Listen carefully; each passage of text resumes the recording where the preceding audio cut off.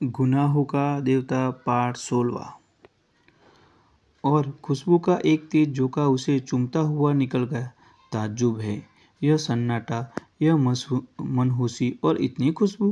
कपूर ने कहा और आगे बढ़ा तो देखा कि बंगले के पिछवाड़े गुलाबों का एक बहुत खूबसूरत बाग है।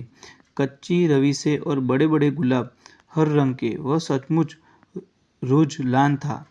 वह बाग में पहुंचा। उधर से भी बंगले के दरवाजे बंद थे। उसने खटखटाया, लेकिन कोई जवाब नहीं मिला। वह बाग में घुसा कि शायद कोई माली काम कर रहा हो। बीच बीच में ऊंचे ऊंचे जंगली चमेली के झाड़ थे और कहीं कहीं लोहे की छड़ों के कटघरे। बेग भी फूल रही थी, लेकिन चारों ओर एक अजब सा सन्नाटा था और हर फूल पर किसी खामोशी के फरिश्ते की छाव थी।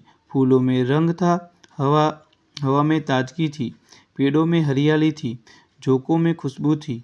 लेकिन फिर भी सारा बाग एक ऐसे सितारों का गुलदस्ता लग रहा था जिसकी चमक, जिसकी रोशनी और जिसकी ऊंचाई लुट चुकी हो।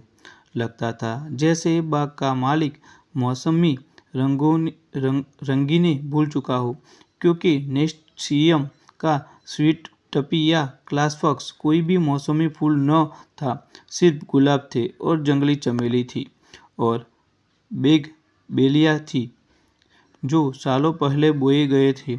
उसके बाद उन्हें कहीं काट छाट पर बाग चल रहा था।